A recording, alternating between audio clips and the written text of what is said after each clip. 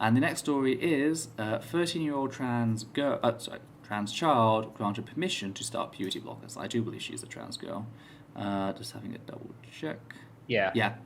A 13-year-old autistic trans girl has been granted permission to begin puberty blockers without first gaining the permission of her estranged father. I got sent this by a viewer, and I've forgotten who it was, and I do apologise if you are currently watching. I am very tired right now. And it's just like, in a world of shit, it's a kind of heartwarming story. This was in Queensland too. This is a story I talked about. Australia is not perfect, but we're good. I wish all the trans people could come to Perth. So, yes, anyway, to begin the process, they required both parents' consent.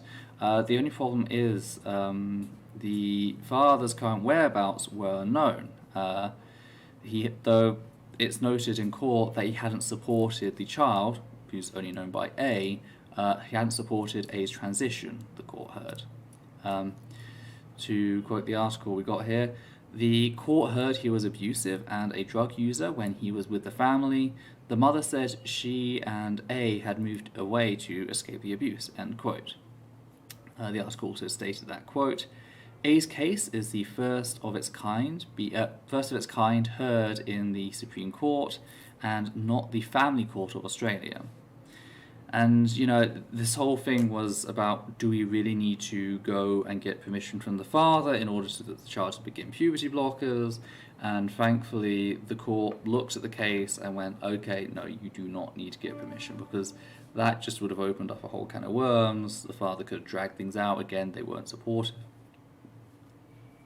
However, it is also kind of disturbing, but also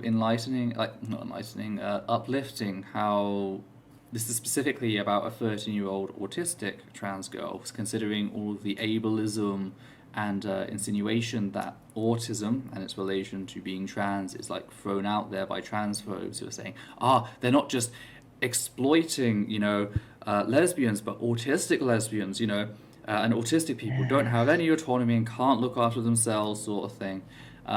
The fact that the article felt the need to note that is kind of off-putting, but it's good to see that the courts didn't go, oh, well, they're autistic, so yes, you need to get the father involved and everything like that.